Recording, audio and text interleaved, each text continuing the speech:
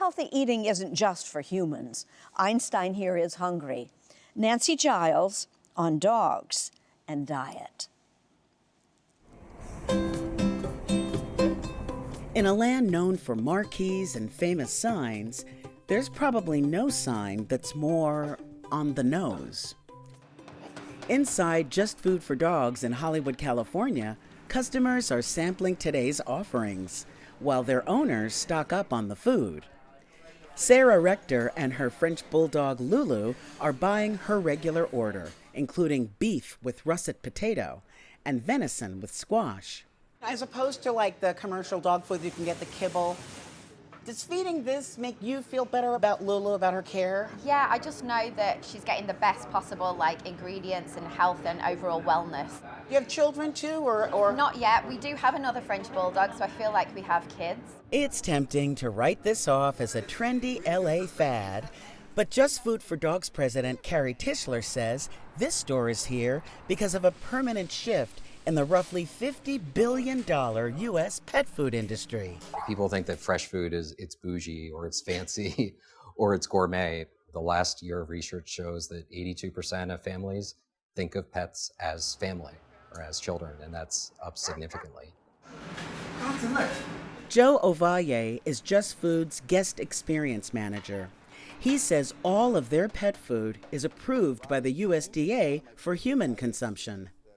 It is human grade food, so something you and I could eat. As a matter of fact, let me try our famous recipe, the fish and sweet potato. You're really going to do that? Look at this. Oh my God, it's like ceviche. It may seem a bit indulgent and can cost double the price of kibble, but some say that feeding our dogs natural food is what we should have been doing all along. And making it yourself can cost the same as buying food at the store. It's about going back to what is biologically appropriate that they ate for tens of thousands of years. They ate prey animals and table scraps.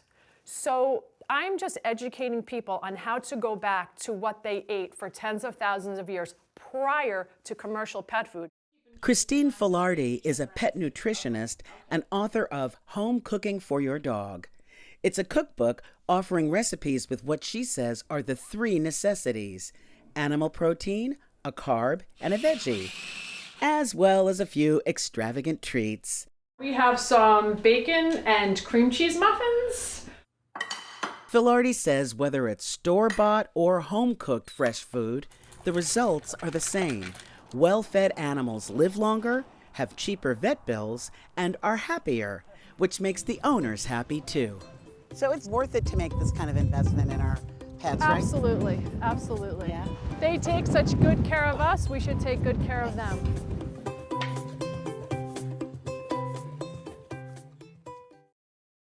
With Martha Teichner this morning, we're heading to Vermont to visit a landmark that's sacred ground for dog lovers everywhere.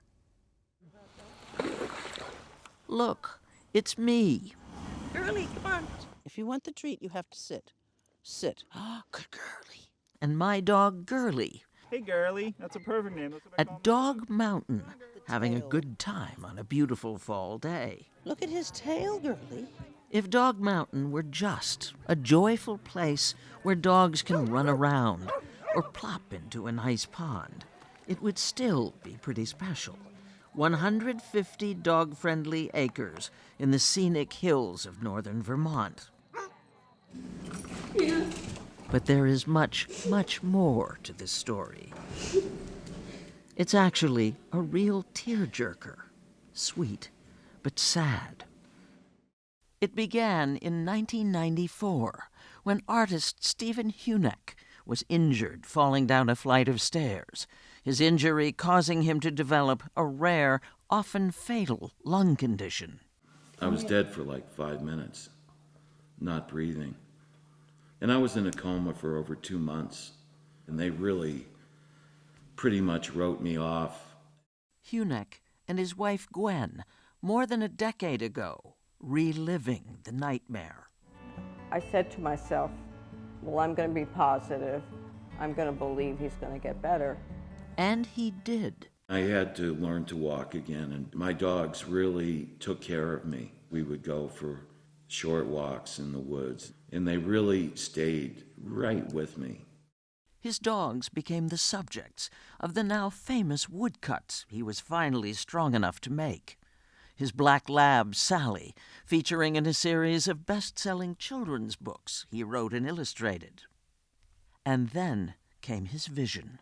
I remember the moment perfectly, where I had this idea popped into my mind, was build a chapel for dogs and for people. He built it himself with this sign out front. There are carved dogs everywhere, even a dog angel on top of the steeple. There are dogs inside, some real, some not. The chapel opened in 2000 and is, more than anything, a room full of love. It's overwhelming. It makes me happy, despite crying, to come back and see, and I feel like this is the place that they're buried, and that we come back and visit every year. Every inch of every wall, floor to ceiling, has been covered with layers and layers of photographs and messages people have left, mourning the dogs they've lost, and the occasional cat, missing them. Heather Berkey drove 7.5 hours from outside Philadelphia to honor her Vizsla, Lexi, who had died a few weeks before from cancer. She brought some of Lexi's ashes to spread. I'm free. Love you. Love you, Lexi. To have her up here and free. I don't know. Does it help? There's no words. How many places are there where society lets you grieve for a dog with all your heart the way you would a person? The way I have dogs in my life.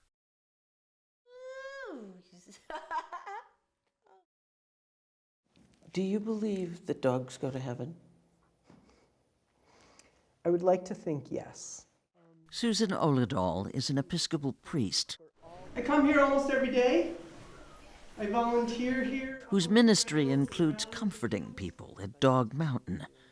Stephen Hunick has a great whimsical piece of art that's entitled "A Dog Has a Soul," and the dog is holding the shoelace with a shoe attached.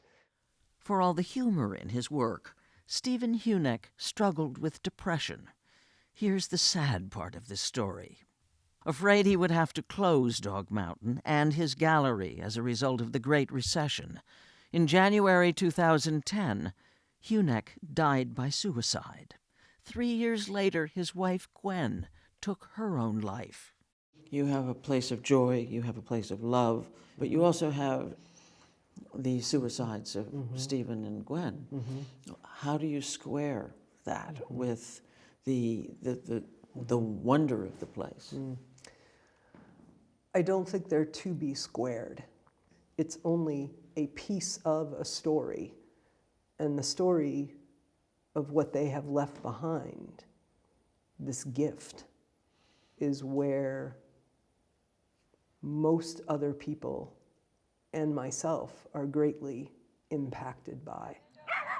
The Hunick's dream lives on. One of the things that the Hunicks kind of realize is every little child that's ever fallen in love with the Sally books, when they get to come to Dog Mountain and actually meet the Sally, it's one of those things that they feel so special. Amanda McDermott is creative director of Dog Mountain and the person who cares for the current Sally. So this is just like a postcard. Oh, it's beautiful up here. There was something so pleasant about that place.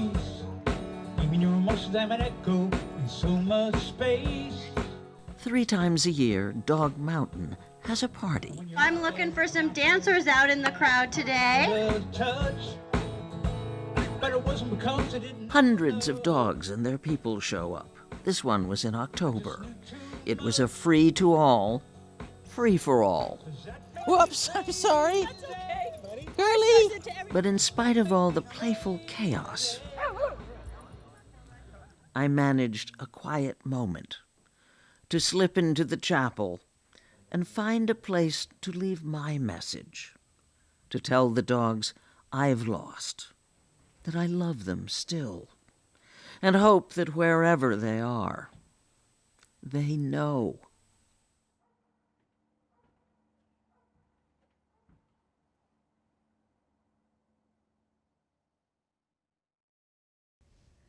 They were a constant throughout the lifetime of Queen Elizabeth II. Martha Teichner takes a closer look at her many four-legged friends. You've seen it. 900 million other people have seen it. The part of the opening ceremonies for the 2012 Olympics, in which 007 is upstaged by the Queen's corgis at Buckingham Palace. From the age of 7 until the day she died, the Queen had corgis. The first corgi was named Dookie. Michael Joseph Gross is a contributing editor at Vanity Fair and is writing a book about the Queen and her corgis. Was there a consistent pattern of corgi PR, corgi diplomacy? I would call it less a consistent pattern than a regular through line. In 1936, when Princess Elizabeth was 10 and Princess Margaret was 6, this book came out. A publicity triumph meant to soften a PR disaster for the royal family.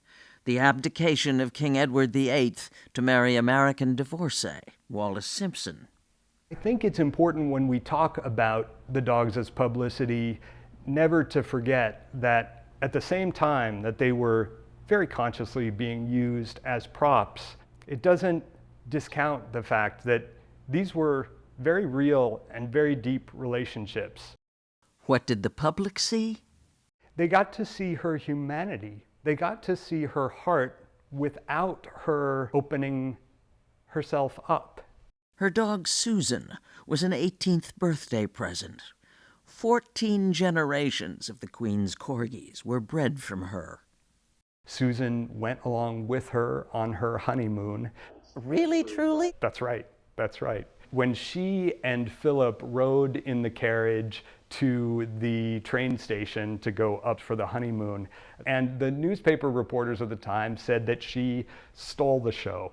The Queen had more than 30 Pembroke Welsh corgis over her lifetime, plus a number of dorgies, corgis crossed with dachshunds. She was known to breed her dogs in bad times, when she needed puppies to cheer her up. Her horses were all about good times. And racing is tremendously exciting, especially when it's a win.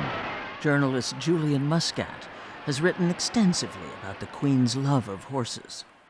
The horse is inextricably linked with the royal household and has been for centuries. But the Queen is generally acknowledged to be the most knowledgeable of all the British monarchs we've ever had. She was practically born on a horse. For decades, she marked many ceremonial occasions on horseback. Her breeding and racing operation was no passive hobby. It was a multi-million-dollar business she paid for out of her own pocket. Her last winner, 2 days before she died, a horse named Love Affairs. How many winners do you think she may have had? More than 1,800. Wow. And you saw whenever she went racing to watch her horses run, the joy she took from that experience. And it was a pleasure to behold her pleasure. A pleasure she allowed herself to show. Watch when her horse Estimate might just strike the front. won the Gold Cup at Royal Ascot in 2013. A royal win in the Gold Cup. Estimate has done it. It was a fantastic occasion, an unforgettable day. Everybody was ecstatic. Look at the delight there, the sheer joy. Magnificent scenes. The Queen's face says it all. What was won, and now what has been lost.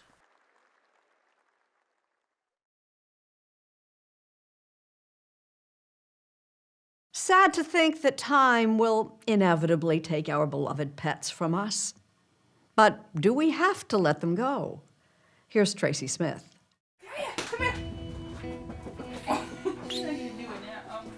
What happens when it hurts too much to say goodbye? Marley, come here, buddy. It's the wrong way. David and Alicia Shearhart adored their yellow lab Marley, but they never knew just how much until that day back in 2014 when they were hiking with him in these hills near their San Diego home.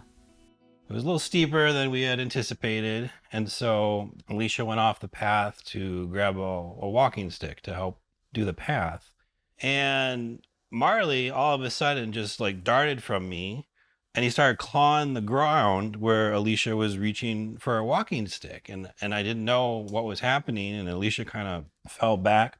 But then when I looked more closely, I saw it was a rattlesnake. Rattlers like this guy are common on these trails. But for the Shearharts, a snake bite out here could have been a real disaster. This trail is incredibly steep. It's miles from any hospital. The Shearharts didn't have their phones on them, and Alicia was 4 months pregnant. Thankfully, 12-year-old Marley scared the snake away. And a few months later, the Shearharts' first daughter, Maddie, was born. Marley had saved my family, and we got emotional at that time and just realized how lucky we were that he had done that in that moment. But by then, Marley'd been diagnosed with cancer, and by Thanksgiving weekend 2014, it was clear the end was near. I just remember the last thing you said to him was, you just kept saying thank you for being the best dog. And I was just crying. Yeah. And holding his hand. Right. Everything he did, was just out of love. And their love for Marley was so strong they couldn't really let go. So the Shearharts turned to Viagen Pets of Austin, Texas, a company that has cloned hundreds of pets for a multitude of grateful owners, including one Barbra Streisand. You helped Barbra Streisand clone her dogs? We did, yes. Her dog had passed away, and I think that she had known about what we do, and we were able to get samples very quickly, and there were actually more than one puppy born. Spokesperson Melaine Rodriguez says it works like this. Your vet takes a tissue sample from your pet and sends it off to Viagen. And for as much as $50,000, you heard right, the company will culture the cells, create embryos, implant them in a surrogate, and deliver a clone of your loved one. But animal rights groups say forcing dogs and cats to be surrogates for clones is simply inhumane. And you know that the Humane Society says that pet cloning should be outlawed. I understand that. They're certainly entitled to their opinion. We have a lot of clients that would be very upset if that were the case. So we get positive feedback continually, wonderful notes of appreciation that our clients are so happy that this is something that we provide. And happy is the operative word here. This is Marley's clone, Ziggy, a yellow ball of exuberance. But to David and Alicia Shearhart, he's nothing less than Marley reborn. They rang the doorbell with the dog, and I just stood there with my mouth open for like 5 minutes because I just couldn't believe how exact he looked. Hey, there you go. He's almost like an exact replica? He is exactly the twin of Marley. So he's in, I guess, the same environment. So really, he's become the same dog. And while pet cloning is still controversial, it can mean, for some at least, Give it 5. that with the right amount of love, science, and money, you never really need to say goodbye.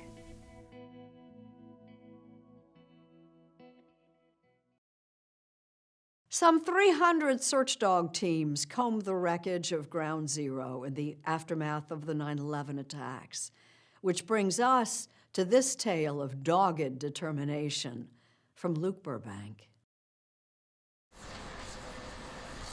9/11 was undoubtedly one of the darkest moments in our nation's history. But the attacks and the days after also brought out heroes of all kinds, some of them on 4 legs. Can't put a price on them. That smoke you see over there, they can smell through that, and we can't. Among them was Anna, a dog trained to find humans in the tangled rubble, all at the direction of her handler, Rick Lee, a firefighter from Sacramento. Overall, kind of reminded me of the old World War II films of London being bombed because everything had no color, it was all gray, everything's destroyed. 20 years later, Lee still vividly remembers searching what had been Building 7 of the World Trade Center. There had been heavy equipment working there for several hours, and they saw the dogs. They asked if we could search the area. We got up on the pile. You can hear a pin drop. We searched the area, and dogs didn't detect any human scent, live human scent. Which was important because it allowed rescuers to move on to other sections of Ground Zero, where there might be survivors. Lee and his dog knew what they were doing, due in no small part to Wilma Melville, a retired gym teacher from Central California. I wanted to learn to train a dog to do something special. Showing a poodle is not, to me, particularly special. But learning to train a dog to find a person who might be alive after a disaster, that's special. Well into her 50s, Melville and her beloved dog Murphy learned the art of search and rescue. And their first deployment was Oklahoma City. We have an explosion downtown. We've had an explosion. We need help. 168 people died in Oklahoma City. That got branded on my heart. While searching the rubble, Melville noticed something. I could see firsthand that although we have many really terrific civilian dog handlers, I saw that for the first 2 days, the firefighters, meaning the task force, stood back and wondered, what are we going to do with these civilians? And so she returned home to California with a plan. Start a nonprofit, the National Disaster Search Dog Foundation, that would do something that hadn't been done before. Train firefighters and dogs together, free of charge. The kicker? She'd get most of the dogs from rescue shelters. Kind of looking for a dog that's got a really, really high drive that really doesn't make a good pet. They're going to run on the rubble. They're going to do everything just to get that toy and that reward. So they have to be really, really drivey. Jason Vasquez is an LA County fire captain. He says search dogs use their keen noses, search, and outsized enthusiasm to find humans and human remains in disasters. Yeah, nice job, buddy. Don't pull her all the way out. They're using 100% smell. They use the sight to get over the rubble, okay, but their nose is 100% working, and that's how they find somebody. There are a number of folks out here. How does the dog know to go look for the one guy that's hiding in a barrel? It's kind of like somebody playing like a little kid game, hide and seek. The person that's out and they can see them, you're not the one I'm looking for. I'm looking for the one I can't see that's hard to find. The foundation's headquarters in Santa Paula, California, are a sort of search dog Disneyland. Where are they, bud? Where are they? With simulated collapsed freeways, leaning buildings, and many piles of rubble and wrecked cars. Wait. Search. It's the only facility of its kind in the U.S., built specifically for dogs to learn search and rescue. I had an ambition, once the Search Dog Foundation got going, to create 168 FEMA-certified teams, one for each person that died in Oklahoma City. And just last year, this agency made it to the 168th mark. An incredible accomplishment for an organization that survives solely on donations and love for these animals. I find it interesting because it seems like you possess the characteristics that you're looking for in these dogs. I suspect that's exactly true. And so does any person who is a success in whatever they venture to do. You can't be stopped by 1 or 2 or 3 or 4 hurdles. You can't be stopped because it's difficult. You can't be stopped because people say, why are you doing that? You can't be stopped by anything.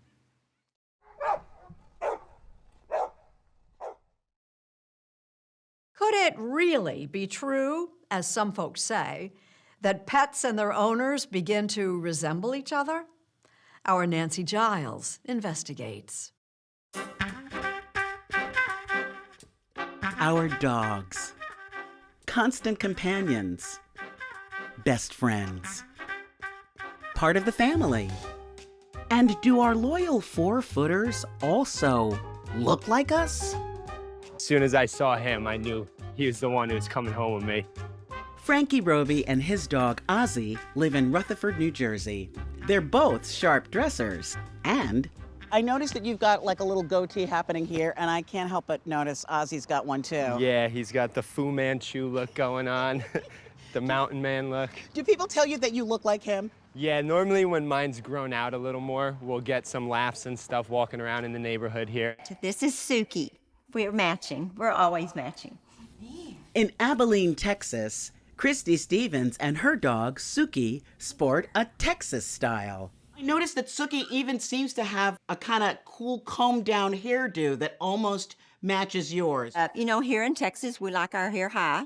So I do poof mine. Not as much poofy as it used to be, but Suki also got a trim. So hers is much shorter to match mine. Come on, let's go for a ride. And they both like nothing better than a spin around the ranch. And we go on our outing each evening and take Suki for a ride, which she enjoys very, very much. This is Baxter. Oh, hello, Baxter. Gerard Gethings spent a whole year photographing dogs and the people who look like them in England. Does Baxter look like you? I think that we're similar, but it's more a personality thing. But in his photographs, people and dogs bear an uncanny and hilarious resemblance. No one looks exactly like a dog, but you can light them the same way, style them the same way, use the same colour backdrop. Although some of them did look remarkably like dogs. The photographs became a game that became a hit worldwide. I'm kind of dying to see one of your game boxes. Shall I pass one over? Yes, that would be great. Okay, here you go. Oh, hey, thank you. Wow. Is that an Afghan hound? An Afghan hound with a wind machine. And Gerard Gethings made full use of his artistic license. The runner with the greyhound, for example? You know what? That's my wife. Oh my gosh, her expression is priceless. And this young woman with the Hungarian pulley. See, I want my hair to be like this. She was my son's nursery teacher. Bubbles, come up. Barry Karakostas is a friend. Oh, look at that! What a beauty. He saw me and Bubbles and he thought, damn, I need you guys. Want to share a biscuit? For Barry, Bubbles is not only his trusted companion and best friend, he's a soulmate. I think, we look big and strong or, a little bit dominating, but we're not. We're very soft and gentle on the inside. I smile quite a lot and I'm very social and he's the same, although I don't shake my butt as much as he does. So there you have it. Dogs and their owners may look alike, or they may not.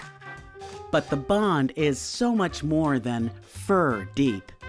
It's unconditional love that we humans do our best to live up to.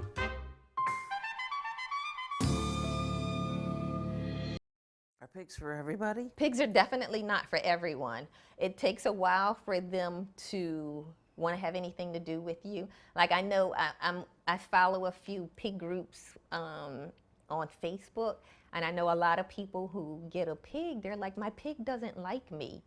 And I'm like, your pig's not gonna like you for probably the first 4 or 5 weeks because they're preyed upon animals, so instinctively they have trust issues. So it takes a while for a pig to grow on you, but once a pig trusts you and realizes that you're their person, you have a friend for life. They're very sensitive and they bond very strongly to their owners. So like when you get rid of a pig, it's very emotionally detrimental to the pig. I've heard that there have been pigs who have died from heartbreak and depression because they were gotten rid of by their family, by their person. They're not trying to please you like a dog. They're very headstrong. They can be moody at times. They get into things like at my house, I had a cupboard that I kept dry food in, like biscuits and cereal and stuff like that. And the pigs knew that, so they would go into the cabinet to help themselves. I had to put like a lock on it to keep the pigs out of the cabinet. And even with the lock, sometimes they would work on that door until they removed the door from the hinges.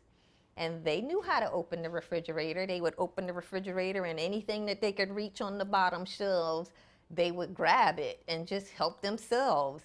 They're greedy, they're food hungry.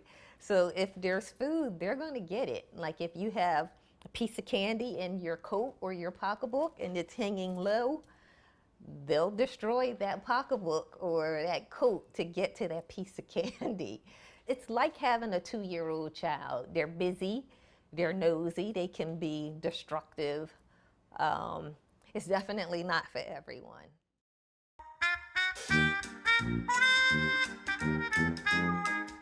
Snacks is one pampered pig. Is she just a little spoiled? I have no say in these things. A little bit. Yes, but he says that, but then for Christmas, he bought a leopard print robe with a magenta boa and a big rhinestone S. And another human-sized one with a big D on it. So they match. Tim Taylor and Dana Boyle, Snacks' pet parents, that's what they call pet owners these days, don't care if people think they're nuts. I generally fall asleep on the couch with her and sleep there all night. So when we went furniture shopping the last time, we literally said we need something deep enough because I need to be able to spoon with my pig all night. Tim and Dana often welcome Squirrel Girl into their New Jersey home as well. Come on. She's not exactly a pet, but close. No. More than 90 million American homes are home to pets as well as people. 3 out of 4 dog and cat owners consider their pets members of the family. Pretty obvious from these pictures viewers sent us. Oh, Brody, I know. So, no surprise, there is scientific research proving that your pet is good for your health. When we are in the presence of a pet, our stress levels drop, so you can measure things like cortisol in the bloodstream, and it's lower when you're petting an animal than when you're not. But we also have research from some really great labs that have shown that when we pet animals, their cortisol goes down as well. Alan McConnell heads the Department of Psychology at Miami University in Ohio. Pet owners compared to non-pet owners, they have higher self-esteem, they tend to get more exercise, they're less lonely. We know that they tend to have lower blood pressure. They can engage with difficult math problems better than people who don't have pets around them. Wait, math problems? Maybe I should have taken my pets to college. McConnell's latest work looks at anthropomorphizing, projecting human qualities on pets. What we found is that as people view their pet as a family member to a greater degree, they get more well-being benefits from that. Referring to them as your fur babies? Your mommies are here. Not so ridiculous after all. Kayla Clark and Chloe Prieto, a lawyer and a teacher stuck at home because of coronavirus, tried for nearly 8 months to adopt a shelter dog. So it's been quite the journey, lots of applications that went in. Somebody else always beat them to it, until peanut butter showed up on the website of one of New York City's animal care centers. It was really just meant to be that, Small dogs like Peanut Butter, or Rosie, about to be renamed Daisy This is the sweetest dog. by Octavia Osman and her daughter Zariah, fly out of shelters. It's the bigger, older dogs that are harder to place, particularly pit bulls. Who hasn't heard that during COVID, everybody's been adopting pets? Not true. Nationally, data from more than 2,000 rescue organizations show that in 2020, adoptions were actually down 17% compared to 2019. That's more than 300,000 animals. But then fewer people have been giving up their pets during the pandemic. A homebound nation has been a bonanza for Chewy.com. With more than 60,000 products available online, it's like Amazon, but for pet food and supplies. It now has over 18,000 employees, 14 fulfillment centers, pharmacies, veterinary telemedicine, and nearly 20 million customers. We added more than 4.5 million active customers to the platform. Just since COVID. Sumit Singh, the proud parent of Dee here, He loves coming to work. is CEO of Chewy. Think about it this way. The pet industry in 2020, food and supplies, will grow roughly $3.5 billion. Chewy will grow $2 billion off that $3.5 billion. In a $100 billion plus dog-eat-dog business, pun intended, Chewy.com tries to win loyalty. This is my dog. This is Dee. By doing things like surprising customers randomly with a hand-painted portrait based on the picture they've uploaded to their pet's profile. When a portrait shows up to your doorstep unannounced, total surprise and delight. Something to stare at fondly whenever you're not fulfilling your duty as a member of your pet's staff. Girly. They've got your number.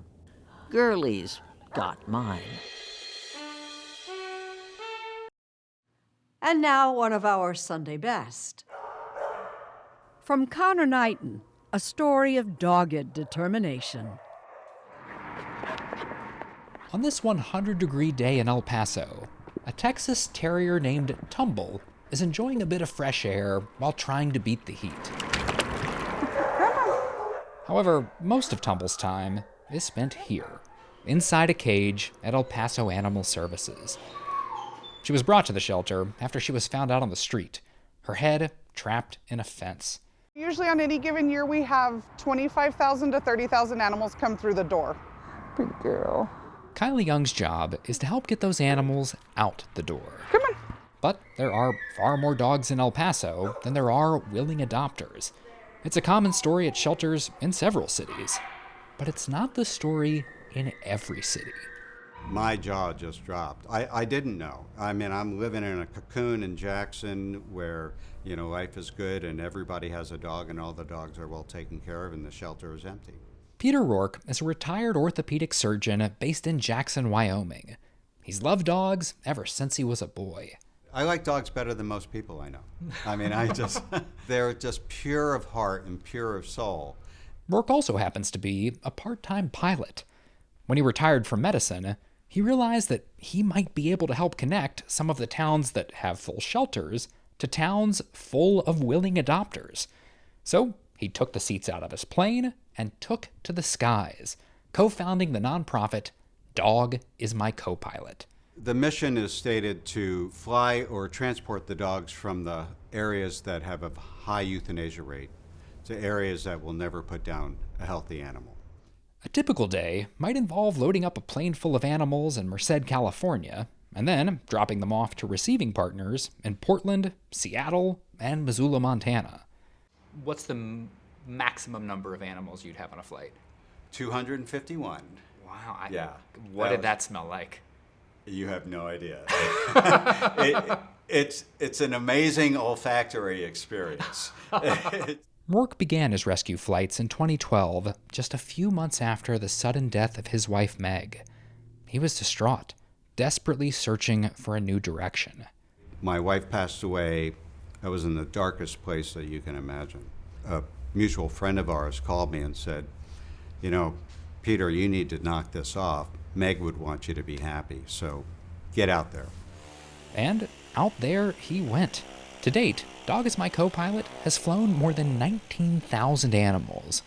Mostly dogs, with a few cats thrown in. That's way more of an impact that I ever made as an orthopedic surgeon, you know, and it's so it's so much more rewarding. 72 animals are waiting for Rourke at the El Paso airport at 4 a.m. on a Sunday, including a tired Tumble. Once everyone is safely loaded onto the plane, Rourke is off. After stops in Salt Lake City and Sun Valley, the animals descend into Troutdale, Oregon, just outside Portland. There, an army of volunteers is waiting to help unload the dogs and get them to their new homes. I think I'm gonna cry. Yeah, good boy. Julie Zagrins with Portland's One Tail at a Time rescue noticed a huge increase in adoption interest once COVID hit. People were just overwhelmed by how many applications that we had to process, and it's a great problem to have. So, we want to find everyone a dog.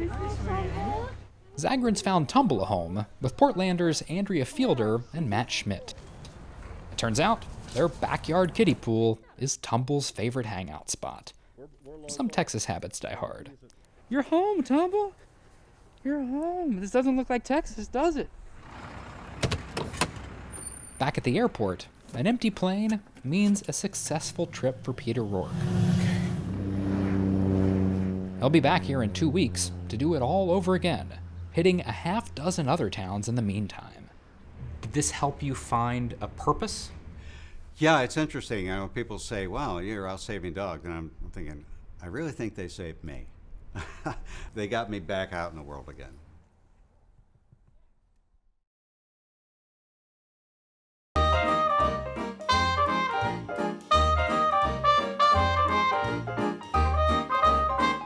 Perhaps no presidential family had more fun than Teddy Roosevelt's. At the White House and here at historic Sagamore Hill, the family's longtime retreat in Long Island, New York, Theodore Roosevelt's 6 kids grew up with no fewer than 40 animals. Nearly every dog had its day at the Roosevelts. Jack the Terrier was so revered he was given his own funeral service. Park Ranger Scott Gurney and I paid observance at Sagamore Hill's Pet Cemetery. If your name is on that rock, you're something special. And special pets were given special names. Josiah the Badger was a real honey. Eli the Macaw was a standout. And Peter Rabbit kept the place jumping, as did Fierce, the family's one-legged rooster. But the adorable little furballs named after local dignitaries caused some confusion. 2 of the kids come rushing in. Oh, Father, Father, Bishop Doane has had children upstairs in the bed. Now they have to explain to the guests that Bishop Doane is in fact a guinea pig. Surprisingly, the Roosevelts didn't own a bull moose. What's not surprising is that the man known as the conservation president would see the value in raising his children around animals. He thought having a pet would teach that child responsibility and the empathy that it requires to take care of another being. Case in point, when Archie Roosevelt was lying sick on an upper floor of the White House, youngest brother Quentin brought their pony Algonquin up for a visit via the new White House elevator. That's a fun family. Ted, the oldest son, phrased it, we were expected to have fun, and we did.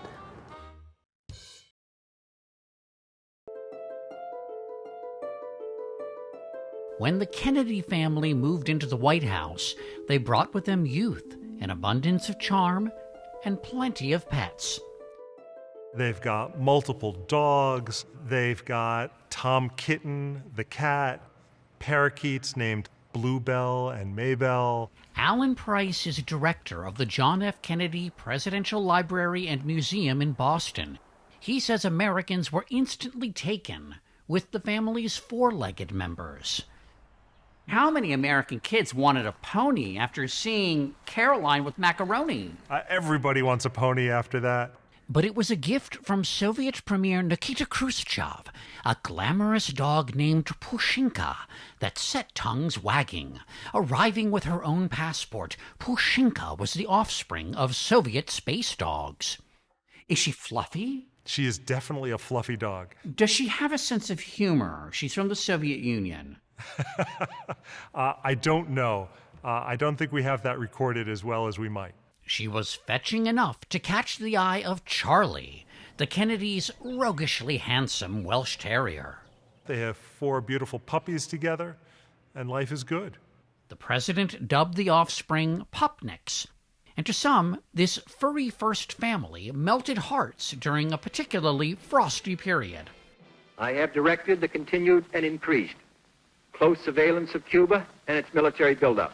Do you think that helped sort of thaw the cold at a very tense time? It is a very tense time, and that human connection is tangible. It's real.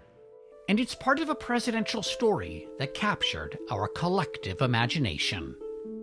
When President Kennedy is assassinated, these pets become a big part of the memories that America holds of a time that ends so abruptly.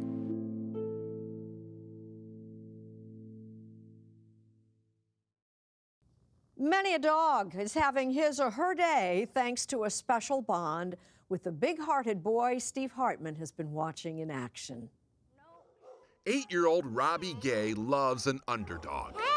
Bring him to the Flagler County Humane Society in Palm Coast, Florida, as we did, and ask him to find a favorite. Can I get in here? He will seek out the oldest, mangiest, least adoptable mutt of the lot. There's something about old dogs, but I just like. Do you see yourself in these dogs? Yes, sir. He knows what it feels like not to be loved and cared for. He's the most hopeful, optimistic, and genuinely caring kid who has absolutely no reason to be that way. Robbie's adoptive mom, Maria, says before he entered the foster system, Robbie was a holy terror. So badly abused, he was twice hospitalized with brain injuries. Then, 2 years ago, Maria and her husband Charles adopted him. It was just a good day. What did that day mean to you? Everything. He has come a long way, except in this one respect. Maria says he could not cry. Despite the horrors of his past, or maybe because of them, the kid was a stone. Until earlier this month. One of Robbie's old dogs, Buffy, had to be put down. He wanted to hold her till the very end and insisted his mom take pictures of the process. Perhaps because he knew what was about to happen.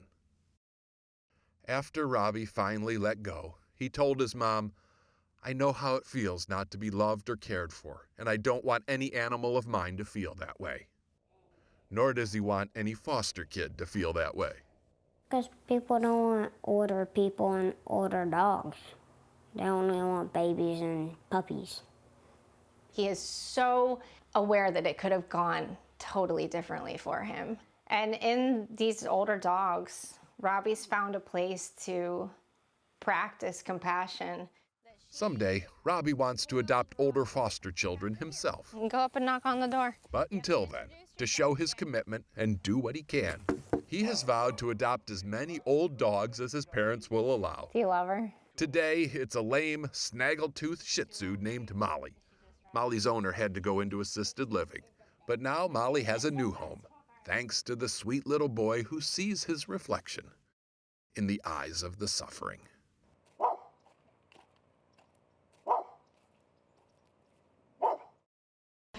There you go. When we first met Zoe last winter, she was 8 years old, full of heart, and doing pretty well on only 3 legs. This has not slowed you down. Doctors had to amputate one of Zoe's front legs last fall when she was diagnosed with life-threatening bone cancer. Dogs get cancer. It's the most common reason for a dog to die.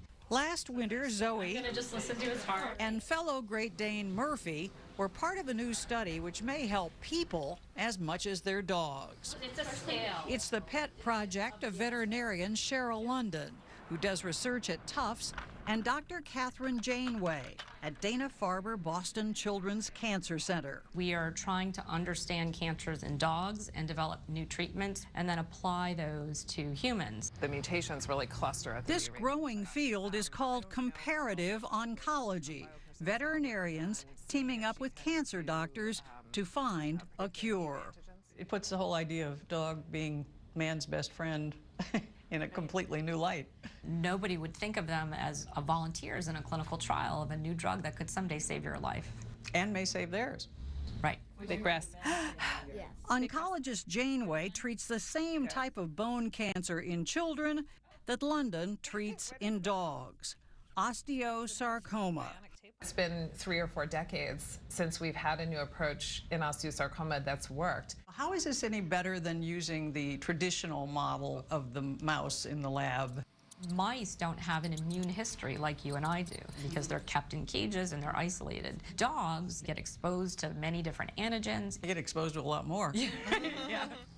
So on the left is a picture of a human leg bone. And osteosarcoma in kids and dogs is astonishingly similar. This is the dog here, and it looks almost exactly the same. It sure does. And the ultimate goal here? Very promising new drugs for osteosarcoma. So you just want to help, right, Zoe? A new drug won't come in Zoe's lifetime or in Murphy's. Sadly, since we first met them, they have both succumbed to their disease. But this research still has their paw prints all over it. It's a sun-kissed morning in the foothills above California's Napa Valley. Wine, of course, is what this area is known for. But on these 5 acres, serenaded by babbling waters, shaded by oaks, and surrounded by old stone walls, there isn't a grape in sight. The reason for this tranquil place is different. The best hint is the dog and cat right on the front gate. I think for when she first died, I came up here 2 weeks straight. Every day? 2 weeks every day. Helen Chulick's dog, Fancy, chased her last ball more than 10 years ago now. We're gonna go see Fancy, Jackson. But Helen and her new best friend, Jackson, still come to visit Fancy almost every week. Oh, here we go. Okay, sit, Jackson. We gotta change these flowers. She filled a niche, I guess, that I needed. And I think I might have shed a tear here, talking about it. That happens a lot here at the Bubbling Well Pet Memorial Park, the final resting place for all manner of pets, from Snowflake the cat, to Smokey the dog, to Bandit the ferret, and even Chloe the rabbit. Some 12,000 pets in all, who asked little in return for their loyalty. They love you no matter what you look like or how old you are, or they accept you for what you are. And what do you call this area down here? This is Garden of Companionship. Dan Harberts owns the park, and each day is reminded of the unshakable bond between animals and the people they leave behind. People bury people because they have to. Yeah. But they tend to bury pets because they want to. It's so true. You're doing it from pure love, and that's the highest form that we can pay tribute to as far as our pets go. His father, Cal, started Bubbling Well 44 years ago, back when the idea of a pet cemetery raised more than a few eyebrows. My father called me up and he said, "Son, I'm going to start a pet cemetery." And I said, "Dad, I don't know that that's the best idea." And, because why? But well, in those days, I mean, it was a joke and it was taken such. It was such a unique idea, filmmaker Errol Morris decided to make a documentary about it. He called it Gates of Heaven, and it became a cult classic. Well, we're here to put Caesar in the ground today, and That's Cal, Dan's father, and there's Dan, back in his 20s, painfully explaining the obvious. Yeah, we have to make sure that the hole is going to fit the size of the casket, because you don't want to make it too large because you're going to waste space, and you don't want to make it too small because you can't get the thing in there. Did you get some notoriety from it when it happened? Yeah. Oh, yeah. Not particularly wanted? Do we really want to talk about that? Dan has certainly changed, and so has the park. But the sentiment behind his dad's dream remains exactly the same. What we do here, I think, is very important, and I see myself doing this probably for the rest of my life. Burials here start around $800. There are an estimated 750 pet cemeteries nationwide, and in many, like here, The graves are attended to with a care that's sometimes not even afforded human cemeteries. There's a dignity in it. A dignity, to be sure. Yeah, yeah. He pauses to think about his own dog, Boo, whose ashes are here as well. And he thinks of the countless people he's met over the years, grieving a loss and asking the same question many pet owners do. Just where do they go when they're gone? What most will agree is that a pet's devotion comes from its spirit, not its body. And in that, for Helen Chulik at least, there is reason to believe. Well, we'll get together. If there's a heaven, our pets will be with us, there's no doubt. Come on. Come on, Jackson. Steve Hartman this morning has a Father's Day story that will warm the hearts of dog parents everywhere. No parent has a favorite child, but my kids are convinced that I do. And they have a point. Good girl. I'm so proud of you. I adore Birdie. Although, as my wife Andrea loves to remind me, getting the dog wasn't exactly my idea. He did not want the responsibility. That's he did true. not want the hassle. Yep. He did not want the money. Okay. He felt like our lives were full already. They got the So idea. Everything was going to fall on him. Point made. And I just decided that I was going to do it by myself. She went rogue and got this Australian Labradoodle. I didn't touch the beast for weeks. And he was kind of just like being critical. But eventually the bond between him and the dog strengthened. But didn't want to let any of us know that because of his pride. All true. It's embarrassing to admit now, especially to her face. But I take comfort in knowing that I am far from alone. Not long ago, we put out a call on Facebook looking for other formerly reluctant dog dads. We got hundreds of replies about guys who fought getting a dog tooth and nail. We had a new house that had hardwood floors. We had white carpet. Can't really take them with you on vacation. Just really kind of a nuisance. But, like me, each one had a profound conversion. He kind of stole my heart. We go everywhere together. Definitely the best thing that ever could have happened, that's for sure. Men do have soft hearts. It's just sometimes it takes a fur ball to crack through that hard-headed, practical outer layer. Dogs can do that. In fact, it's one of their best tricks. It's almost like dogs know who they have to win over. I hope that this piece encourages all the dads out there on the fence about getting a dog to listen to their wife. Mm-hmm. Good suggestion, guys. Otherwise, one day, you may be forced to do the unthinkable. I had to say, I'm sorry. You're right. I hate to admit it, but she was right. I'd have to say she was right. And I suppose I should now join that chorus and tell my wife I was wrong. But this isn't Mother's Day.